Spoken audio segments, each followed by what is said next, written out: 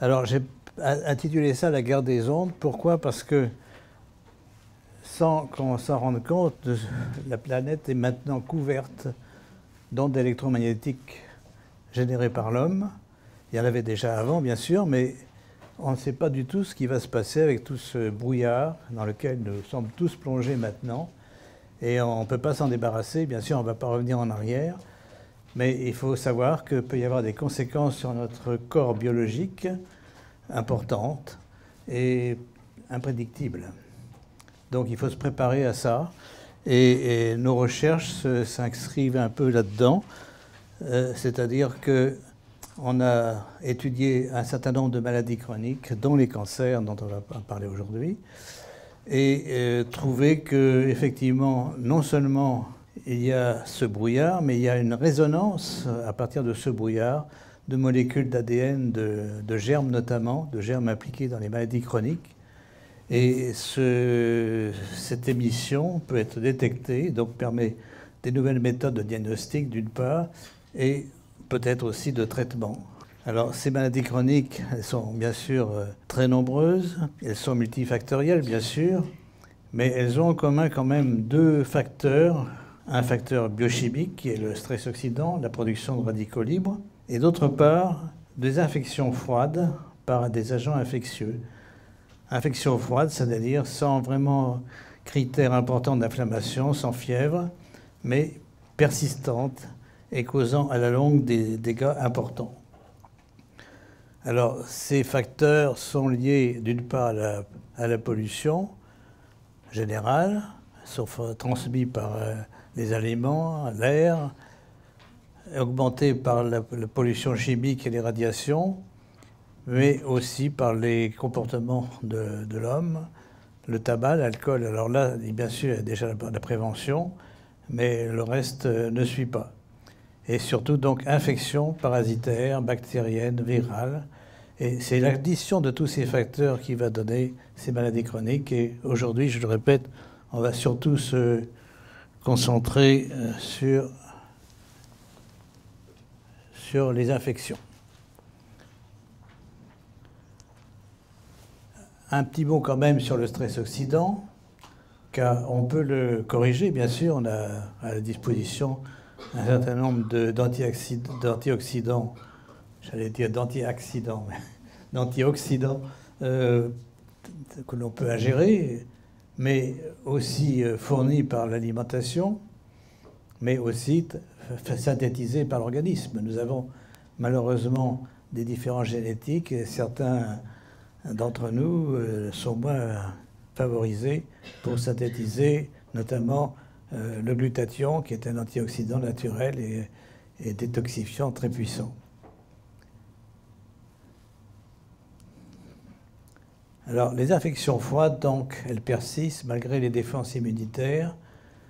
Et il faut bien voir, donc, quand nous détectons par la sérologie des réponses immunitaires, des anticorps notamment, on ne connaît pas l'historique de ces infections. Elles peuvent être anciennes. Et la présence donc d'une augmentation d'anticorps peut être simplement une réactivation de ce qui existait auparavant et une réactivation tout à fait secondaire. Donc ce n'est pas forcément une cause dans ce que nous observons. Souvent, les formes bactériennes sont maintenant intracellulaires. Et ça, c'est assez nouveau parce que donc les bactéries ont pensé qu'elles étaient la cause d'infections aiguës, de grandes épidémies. Oui, autrefois.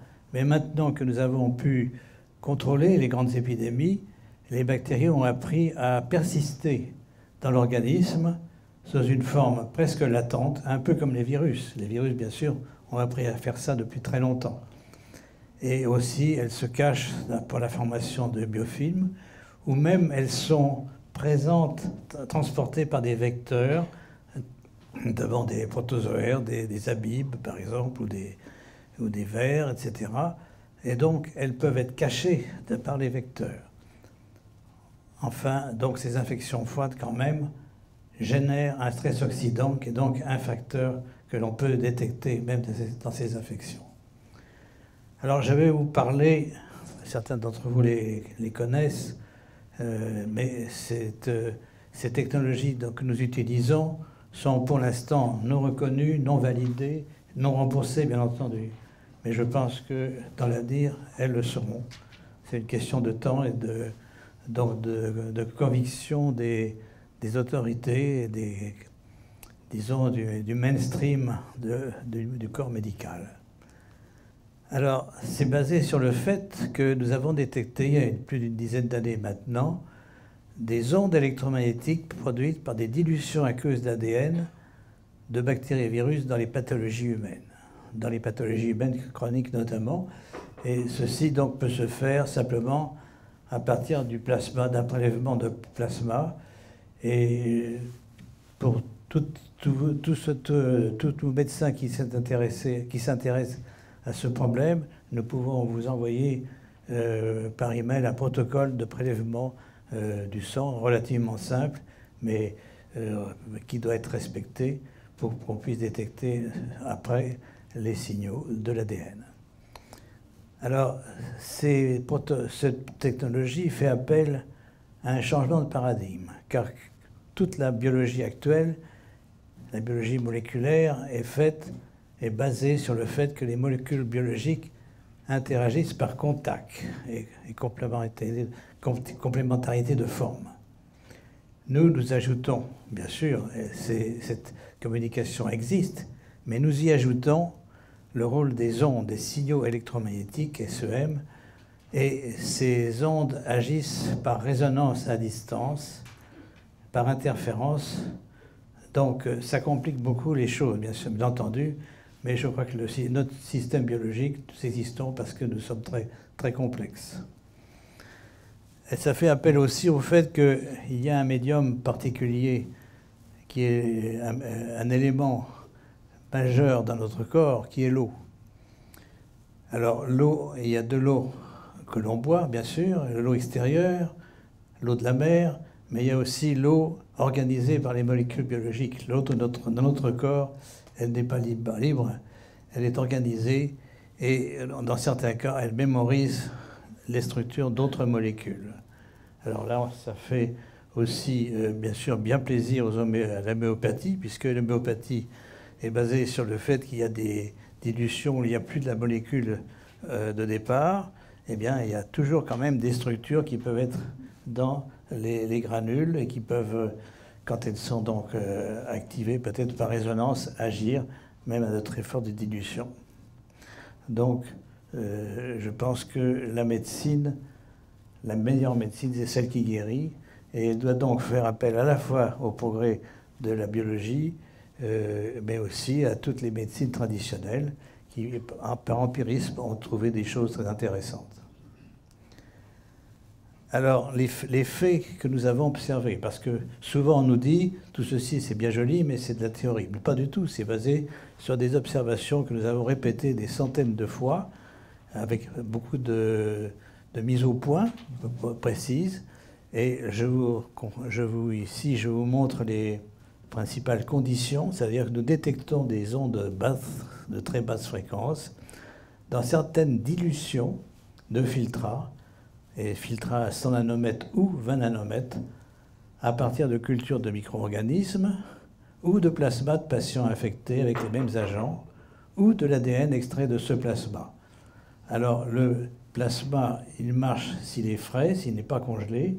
On perd par congélation la production de ces signaux, mais si on extrait l'ADN de ce plasma congelé, on peut à nouveau régénérer les signaux, puisque c'est l'ADN qui les produit.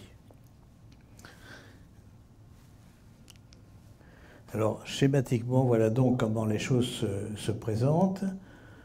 Nous faisons des dilutions de 10 en 10 à partir d'une concentration relativement basse de l'ADN extrait du plasma, mais ça peut être extrait de cellules également.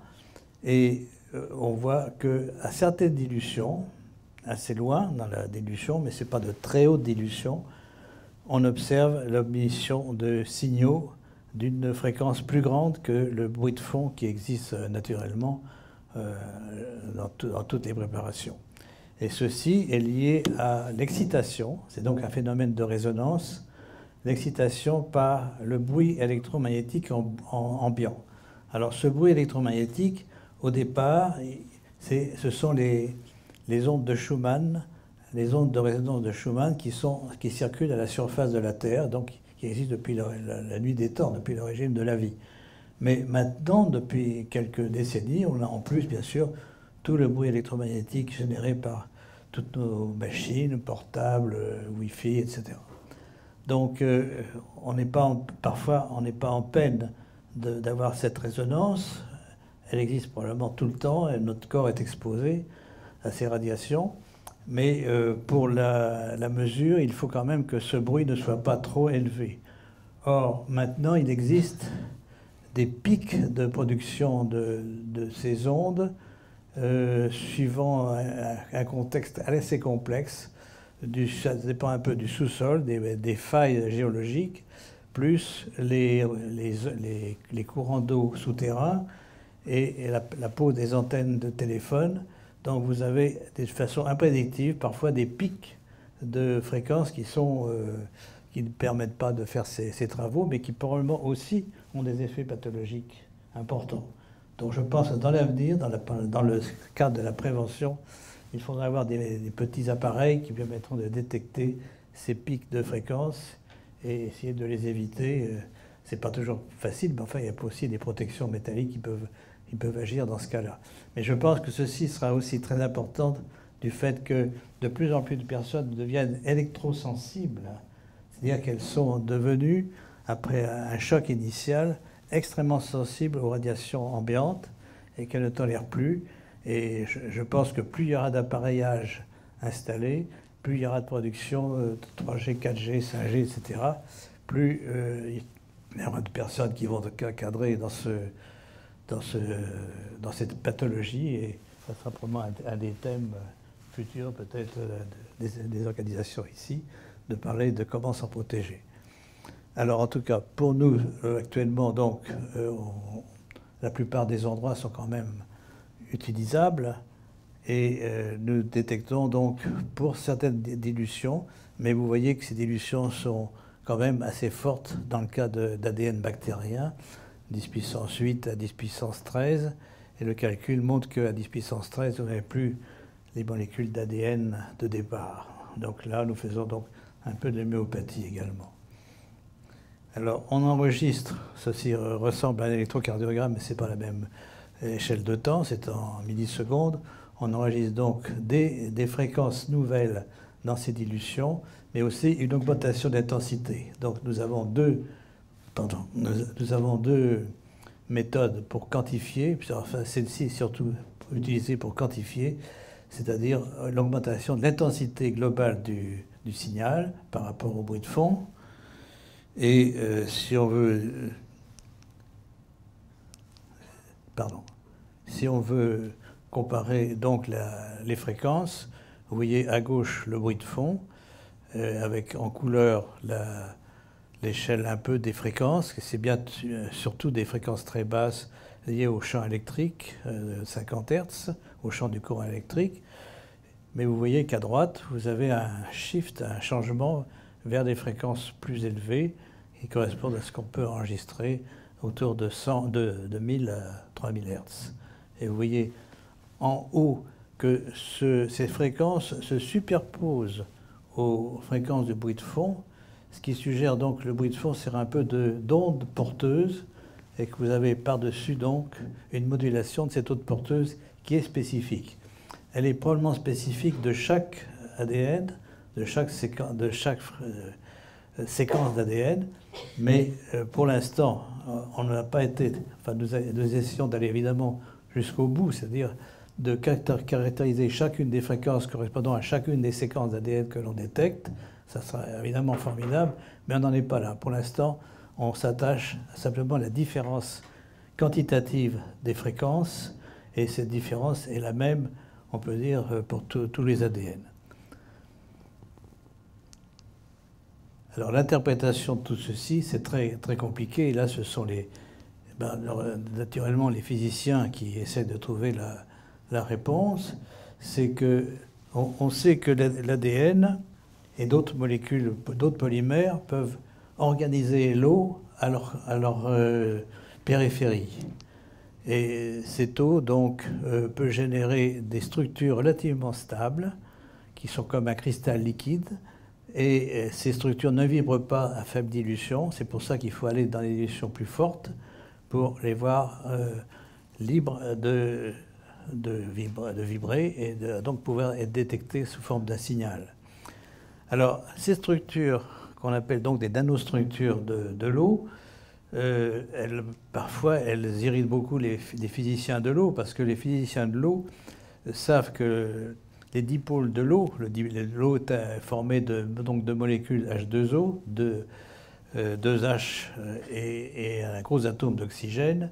Ces dipôles forment des structures, bien sûr, des polymères, notamment des hexamères ou des pentamères, mais de durée de vie extrêmement faible, de moins de la milliseconde, de la femtoseconde même.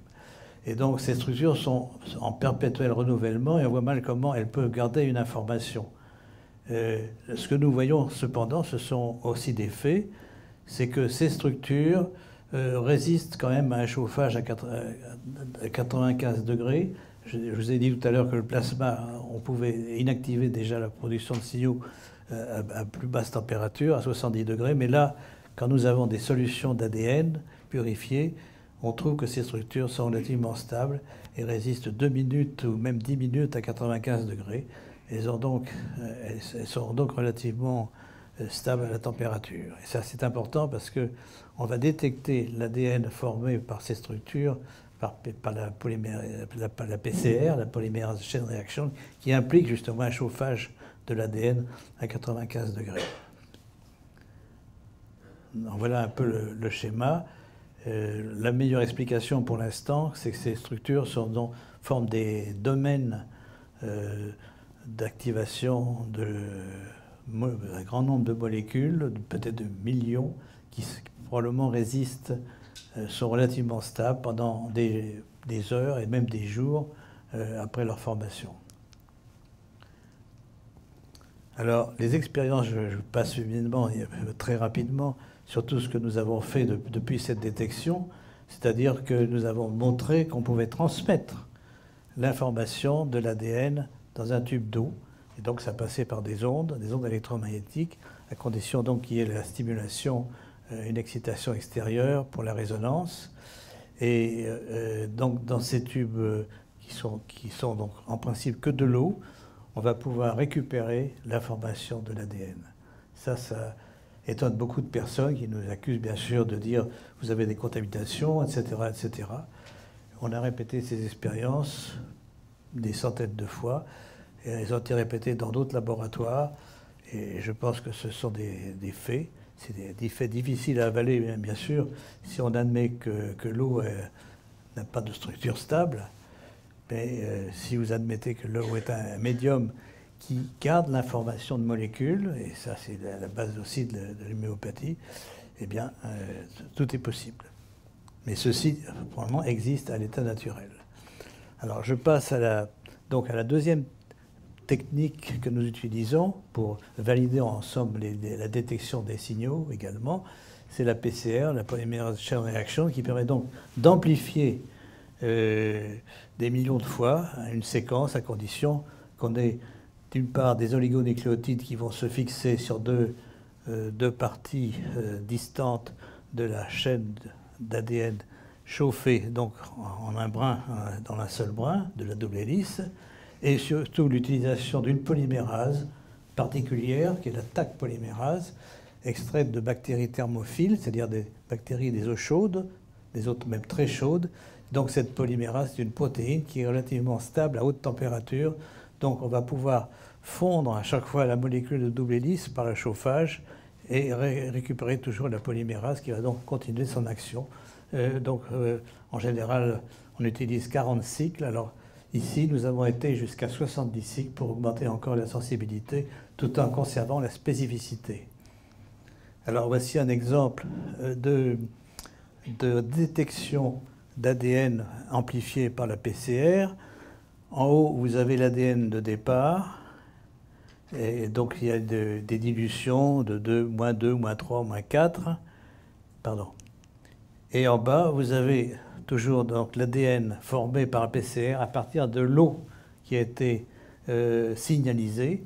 Et vous voyez que cette bande d'ADN est plus loin dans les dilutions, ce qui suggère que même dans la PCR, dans cette réaction de PCR, il y a également peut-être rôle des transmissions par l'eau, par des signaux de l'eau, puisqu'on arrive à des dilutions à -7, -8, où en principe il n'y a non plus d'ADN. Donc ça veut dire que la PCR va détecter moins d'une molécule d'ADN dans ces conditions. Alors comment expliquer la différence? Bien, c'est qu'on a peut-être utilisé justement les mêmes techniques que pour détecter les signaux, c'est-à-dire dilution, agitation. J'ai oublié de vous le dire, mais c'était marqué dans la diapositive. Il y avait, chaque dilution doit être agitée par un vortex très fort pendant 15 secondes pour permettre la transmission de l'eau signalisée à la dilution suivante. Alors, on s'est bien sûr demandé si ce phénomène existait à l'état naturel. C'est possible, et bien sûr, on n'a pas la preuve pour l'instant, mais on peut imaginer, là c'est une hypothèse, donc que l'eau va amplifier par les informations d'ADN qu'elle contient des ADN d'origine pathogène, et cet ADN va pouvoir être à nouveau retranscrit et utilisé par d'autres cellules, des cellules immunitaires par exemple. Alors ce qui est très important, c'est de noter que pour l'instant, ce phénomène n'existe qu'à partir de l'ADN extrait de bactéries ou de virus, d'agents donc pathogènes, et pas par exemple de bactéries probiotiques ou de virus atténués.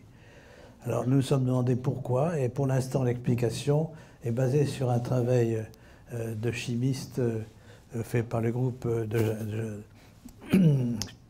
Jacqueline Berton, qui est que probablement ces molécules d'ADN sont oxydées, sont soumises à un stress oxydant important. Elles ont été extraites de patients, notamment infectés de maladies. Donc ces molécules ont des transferts de charge d'électrons très importantes et à grande distance. Et on pense que c'est ces transferts de charge qui sont à l'origine de l'émission électromagnétique. Mais ceci peut-être n'est qu'un phénomène différent au point de vue quantitatif, c'est-à-dire que peut-être normalement également, les molécules d'ADN se comportent comme des antennes dans les cellules et donc peuvent aussi être sensibles à des signaux ou émettre des signaux. Donc voilà un peu l'hypothèse. Des agents pathogènes sont associés au stress oxydant. Certaines séquences de leur ADN sont ainsi davantage oxydées au niveau de leur base par des radicaux libres.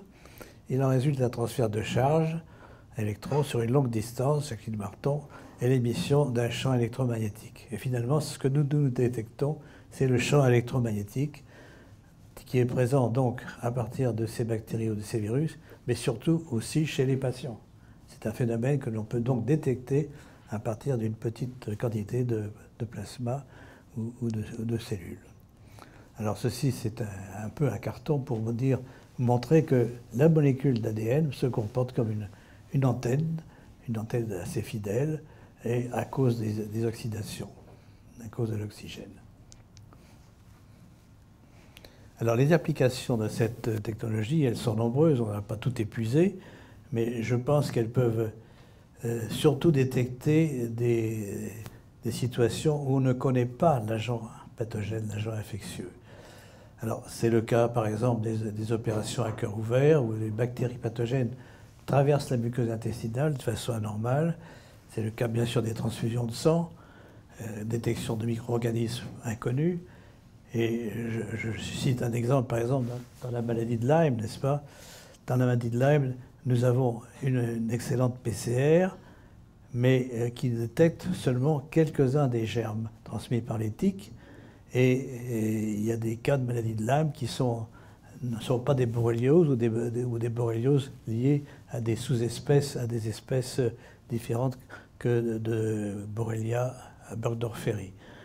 Et donc là, on a des cas où vous avez donc des patients qui ont été mordus par des tiques, qui ont tous les symptômes de la maladie de Lyme chronique et qui sont PCR négatifs pour Borrelia et qui sont positifs pour des signaux électromagnétiques.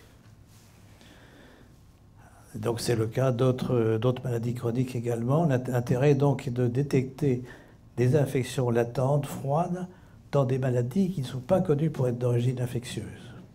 Et l'intérêt suivant, c'est de pouvoir appliquer des thérapeutiques basées sur la décroissance des signaux que l'on mesure. Donc thérapeutique par les ondes, peut-être plus tard.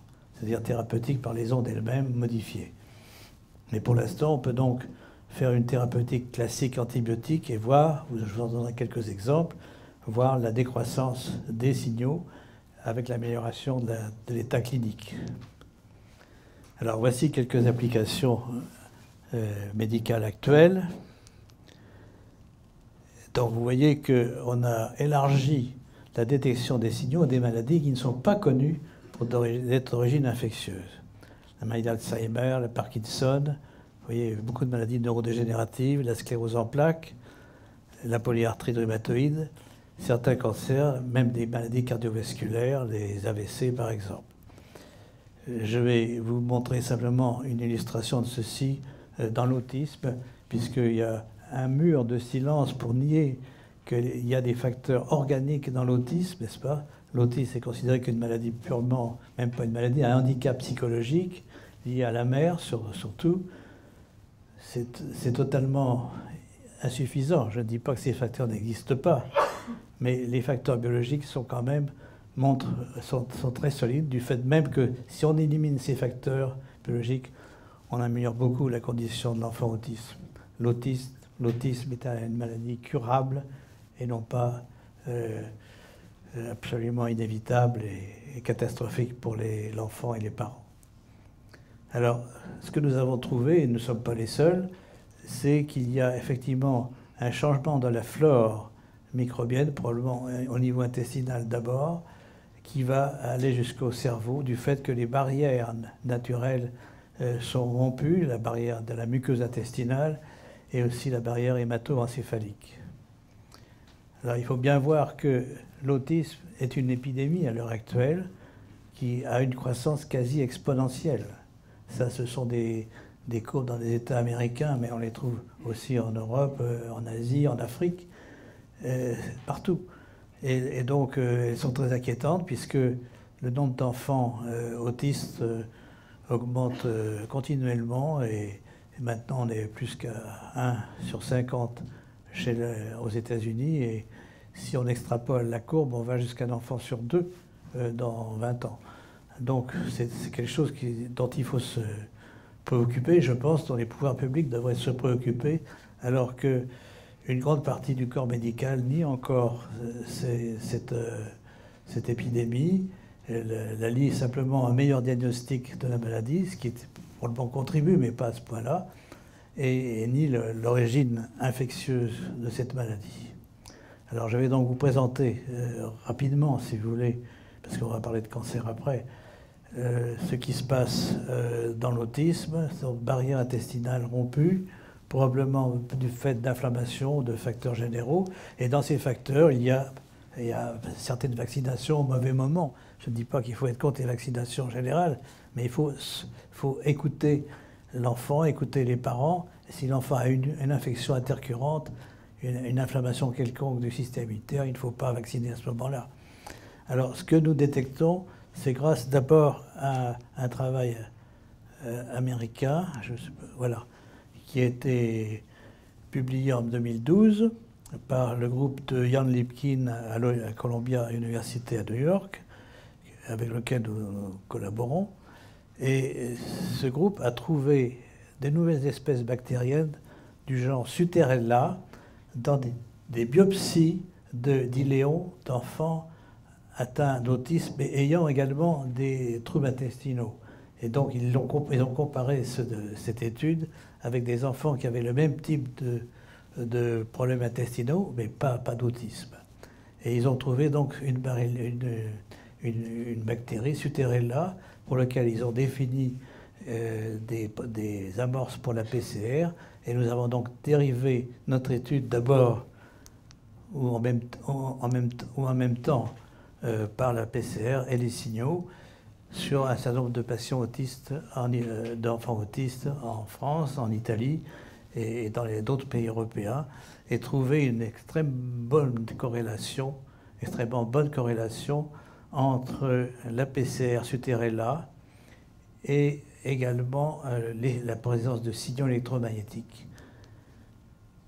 Et voici un exemple d'un enfant, un travail en collaboration avec Jean-Pierre Lablanchy qui est ici, qui est de traiter un enfant donc autiste de 4 ans. Il avait acquis l'autisme après un trauma sur la tête, donc pas de vaccination dans ce cas-là. Et donc il avait un taux très fort de 35% au-dessus du bruit de fond de signaux électromagnétiques, c'est dans leurs données ici. Et traité par l'azithromycine, ces signaux ont diminué mais n'ont pas disparu. On a donc fait un autre traitement, cefirimoxib, par la suite, qui a encore diminué le taux des signaux. Et la beauté des choses, c'est qu'en même temps, la PCR devenait négative et également les signes cliniques de l'autisme, l'absence de parole, le refus de manger, etc., se sont beaucoup atténués. Je ne dis pas guéris, bien sûr, mais atténués. En fait, on n'arrive pas ici totalement à éradiquer, c'est un travail de quelques années déjà, on n'arrive pas à éradiquer totalement cette infection, mais nous avons maintenant mis au point des protocoles d'antibiotiques qui font notamment appel aussi à l'addition de rifampicine, médicament antituberculeux, et là on obtient des éradications de cette infection. Je crois qu'il y a un autre exemple ici, un enfant américain, pardon, non il n'est pas là, mais un enfant américain et 2 enfants américains aux États-Unis qui ont été traités par assez longuement, pendant plus d'1 an, par cette combinaison d'antibiotiques plus des antiparasitaires, des antifongiques, etc. Et on voit une éradication de l'infection Suterella, c'est-à-dire que les signaux restent négatifs même après l'arrêt du traitement antibiotique, et la PCR également. Et dans ce cas, l'enfant a pratiquement stabilisé. Je le répète, pas guéri, mais très amélioré. Ici, c'est une étude statistique qui a été faite sur 150 enfants autistes comparés à des enfants non autistes du même âge, et qui montre que 85% de ces enfants ont des signaux électromagnétiques dans leur plasma. Et on a une PCR de 82% positive chez 82% d'entre eux pour la PCR Suterella. On a fait une PCR aussi pour Borrelia, ou là qui est beaucoup plus faible, qui n'est pas significative. Donc nous pensons que ce groupe de bactéries autour de Suterella, probablement apporté par la nutrition précoce de l'enfant, on le trouve notamment les mères sont négatives, ça joue un rôle important, bien corrélé avec l'autisme, comparé à un groupe d'enfants non atteints, où on trouve simplement des pourcentages très faibles de PCR Suterella et de signaux électromagnétiques. Donc je crois que c'est une bonne démonstration, peu connue et surtout ignorée, n'est-ce pas, par les médias, par un certain nombre de médecins. C'est très important de faire connaître que l'autisme est une maladie, une infection curable, et qu'on peut beaucoup améliorer la condition de ces enfants par des traitements antibiotiques bien supportés, bien améliorés maintenant par le groupe de cliniciens qui nous entourent. Alors maintenant, revenons un petit peu à quelle est la physiopathologie de cette infection, mais qui peut s'appliquer non seulement à l'autisme, mais à beaucoup de maladies neurodégénératives où on détecte des signaux. Il y a au départ à la fois une prédisposition génétique, on ne peut pas la nier, mais des facteurs environnementaux. Et ce qui a augmenté l'incidence de ces maladies, c'est évidemment pas les facteurs génétiques, ce sont les facteurs environnementaux qui ont changé. Et finalement, on arrive à une situation de stress oxydant, d'immunodépression liée au stress oxydant, à la prolifération d'agents bactériens qui vont à nouveau eux-mêmes générer un stress oxydant.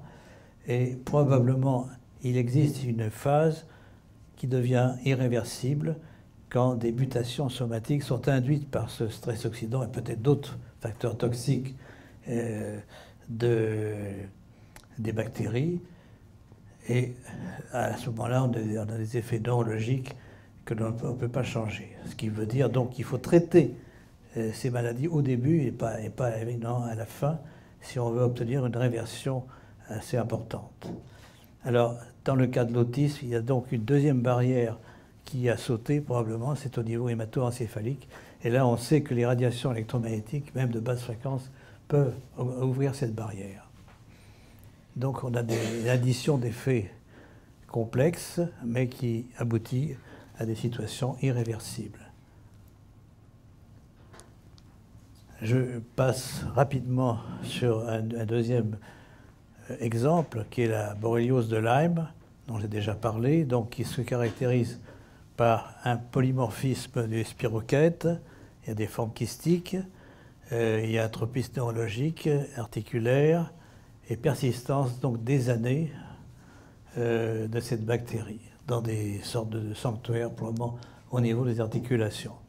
Alors cette bactérie est polymorphe, donc à la fois une forme spirochète, comme le tréponème de la syphilis, et aussi une forme kystique ronde, que vous voyez ici, attachée à côté de la forme spirochète. Alors nous avons utilisé à la fois donc une PCR sur l'ADN ribosomal, très sensible et relativement spécifique, et qui permet donc de détecter dans la plupart, pas tous, des patients affectés en Lyme chronique, la présence continuelle du Borrelia. Ce n'est pas une infection au départ, puis la bactérie s'en va. Non, elle persiste. Et on la peut détecter donc par les bandes d'ADN un peu PCR, ici avec 40 cycles, et encore mieux avec 70 cycles également. Donc ce test, nous le proposons également au centre de transfusion, parce que je crois que ça serait important de savoir que c'est de faire augmenter la sécurité transfusionnelle du fait même de la diffusion de cette infection qui dépasse les tiques. Il y a probablement une transmission de mère à enfant, et il y a peut-être par d'autres moyens une transmission sexuelle peut-être aussi, puisqu'on a des couples qui sont affectés à partir d'un des partenaires. Et là aussi, on a commencé une étude statistique avec François Lallemand à Strasbourg qui montre que 85% des Lyme, c'est le parti bleu, 82%, pardon, des Lyme sont positifs pour Borrelia en PCR et en signaux, et la PCR seule, 64% seulement. Enfin, c'est quelque chose quand même plus important que les PCR qui existent commercialement. Alors, ce qui est intéressant, donc, c'est qu'on peut détecter, grâce à cette PCR et les signaux, la présence de Borrelia 10 ans après la piqûre.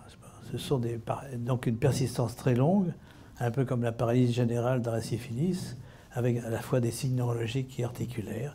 Et là aussi, un traitement antibiotique induit une amélioration, mais parfois c'est très difficile d'éradiquer le germe. Alors maintenant, où en sommes-nous pour les autres maladies? Et on voit que beaucoup de maladies infectieuses chroniques, comme non seulement Lyme, mais également le sida, ont la présence de signaux.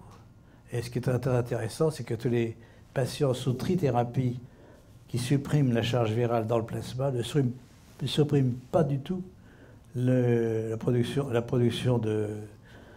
la fois de signaux et la présence, la détection par PCR de l'ADN du virus. Mais il y a encore une complication, c'est-à-dire qu'il y a également un deuxième facteur bactérien présent dans les globules rouges qui est également, probablement, sert d'activateur de virus.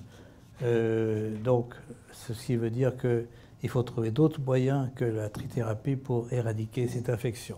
Nous y travaillons, mais d'autres aussi. Je voudrais surtout souligner que dans d'autres maladies qui ne sont pas connues comme la maladie comme d'origine infectieuse, comme la maladie d'Alzheimer, on trouve des signaux. Là, on n'a pas encore diagnostiqué quelle bactérie est impliquée. L'arthrite rhumatoïde également, certains cancers, certaines AVC, sclérose en plaques également, et même schizophrénie, où on trouve, là on n'a pas beaucoup d'études bien sûr, mais nous trouvons la présence de signaux qui suggèrent qu'il y a un facteur bactérien. J'ai oublié de vous dire qu'on peut différencier l'origine bactérienne ou virale par la taille des structures induites dans l'eau. Ces structures sont plus larges, plus grandes avec l'origine bactérienne, et donc elles passent certains filtres comme 100 nanomètres, mais sont retenues par les filtres de 20 nanomètres, alors que les structures induites par des petits virus ADNA, elles passent également les filtres de 20 nanomètres, sont plus petites. Donc on peut avoir déjà, grâce à ce diagnostic, une idée de l'origine soit virale, soit bactérienne. Je voudrais maintenant parler un peu du cancer, parce que là, vous avez donc vu une application pour les diagnostics et même des suivis thérapeutiques. Mais maintenant, est-ce qu'on peut aller plus loin? Alors, ce que nous nous sommes posé la question, est-ce que l'on peut trouver ce phénomène de traduction des signaux dans des cellules vivantes? Et ce que nous avons trouvé, c'est qu'effectivement, on peut transmettre le signal enregistré sur ordinateur, donc donné par un ADN bactérien. Et là, nous avons choisi Borrelia, l'agent de Lyme. Est-ce qu'on peut avoir une traduction de cet ADN sans avoir la polymérase, la PCA, etc., directement dans des cellules vivantes? Et la surprise a été que pour l'instant, c'est uniquement les cellules vivantes d'origine tumorale. Donc nous avons d'abord fait un travail in vitro sur des lignées établies d'origine tumorale humaine, et c'est uniquement ces cellules qui vont traduire le signal. Alors il y a donc une première étape, enregistrement du signal donné par Borrelia, le stockage sous forme numérique dans un fichier d'ordinateur, et ensuite transduction. Donc à partir de l'ordinateur, on fait rejouer le signal un certain nombre de fois pendant un certain temps, il faut parfois 5 à 10 jours. Ce signal est amplifié et donné dans une solénoïde qui va donc induire un champ magnétique modulé à son intérieur. Et à l'intérieur, on place un flacon de culture. Donc les cellules vivantes sont placées là, soit verticalement si ce sont des cellules en suspension, soit horizontalement pour des cellules qui sont attachées à la paroi du flacon. Alors 8 à 10 jours passent, parfois 5 jours suffisent, à 37 degrés. Et qu'est-ce qu'on observe après? Eh bien, on mesure d'une part la mortalité cellulaire et d'autre part la présence de signaux et la PCR pour l'ADN. Alors ici, vous avez donc le comptage des cellules vivantes en haut, et après quelques jours, vous avez en bas en rouge. Voilà, après quelques jours, en bas, les cellules vivantes ont diminué beaucoup, et les cellules mortes, au contraire, sont prédominantes. Donc nous avons une lisse cellulaire induite par l'émission de ce signal, et on a fait beaucoup de contrôles pour voir que ce n'est pas uniquement des fréquences qui sont à l'origine de ça. Il y a beaucoup de travaux dans le passé, et même encore actuellement, qui montrent que le traitement des cellules cancéreuses par certaines fréquences, certaines basses fréquences, peuvent aussi induire une régression. Là, c'est vraiment pas seulement la fréquence, mais le message contenu par cette fréquence, donc la synthèse d'ADN. Il y a une très bonne corrélation entre cet effet cytopathogène et la production d'ADN Borrelia dans l'ADN des cellules tumorales. Et également, la production de cet ADN lui-même émet des signaux qui correspondent au même Borrelia. Donc on a transduit, on peut dire, l'information dans les cellules, et la question est de savoir qu'est-ce qui se passe dans ces cellules. Alors là, je reviens à une théorie ancienne du cancer. Il y a eu beaucoup de travaux fin 19e siècle, début 20e siècle, mais à l'époque, les techniques n'étaient pas très adéquates, qui suggère qu'il y a peut-être un agent infectieux qui produit ce phénomène dans les cellules. Là, on a choisi évidemment un ADN de bactérie, mais est-ce qu'il y a une bactérie ou un virus qui peuvent être à l'origine de ceci? Bon, les choses sont en cours, mais on a des suspects, on peut dire, et qui sont liés aux mitochondries. Ceci se lie également donc à la théorie de Warburg du cancer, qui suggère que une origine primaire, là on passe à l'étiologie même du cancer, n'est-ce pas? Ce n'est pas tous les symptômes biochimiques, génétiques qui sont étudiés à l'heure actuelle, qui décrivent ce qui se passe quand une cellule est devenue cancéreuse. Là, on essaie d'expliquer pourquoi la cellule va devenir cancéreuse.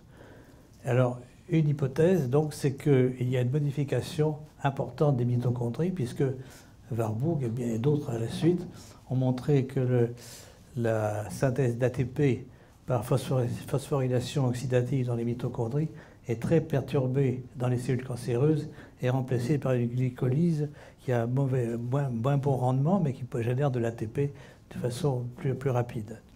Et on peut dire peut-être que c'est cette génération continuelle et anormale par les mitochondries d'ATP qui va être un moteur pour que la cellule va continuer à se diviser indéfiniment. Alors, donc ceci pour l'instant est une hypothèse, mais je vous montre les résultats de la transduction de Borrelia. Donc ici, c'est la PCR qui a été faite sur les cellules qui ont été transduites, et donc on a en fonction des jours, on a une formation de cet ADN qui disparaît bien sûr quand les cellules sont mortes.